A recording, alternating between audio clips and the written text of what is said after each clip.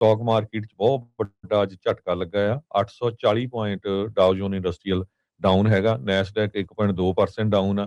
ਜਿਹੜਾ ਬਿਟਕੋਇਨ ਆ ਉਹ 65,000 ਤੋਂ ਥੱਲੇ ਚੱਲ ਗਿਆ ਹੈਗਾ, 5% ਡਾਊਨ ਗਿਆ ਆ। ਇੱਕ ਹੋਇਆ ਕਿਉਂ? ਕਿਉਂਕਿ ਪਿਛਲੇ ਹਫ਼ਤੇ ਪ੍ਰੈਜ਼ੀਡੈਂਟ ਡੋਨਲਡ ਟਰੰਪ ਹੋਣਾ ਨੇ ਜੋ ਟੈਰਿਫ ਲਾਏ ਹੈਗੇ ਆ ਬਾਕੀ ਮੁਲਕਾਂ ਦੇ ਉੱਤੇ, ਉਹਦੇ ਸੰਬੰਧ ਦੇ ਵਿੱਚ ਸੁਪਰੀਮ ਕੋਰਟ ਦਾ ਇਹ ਡਿਸੀਜਨ ਆਇਆ ਸੀ ਵੀ ਟੈਰਿਫ ਸਹੀ ਨਹੀਂ ਹੈਗੇ, ਇਹ ਲੀਗਲ ਨਹੀਂ ਹੈਗੇ।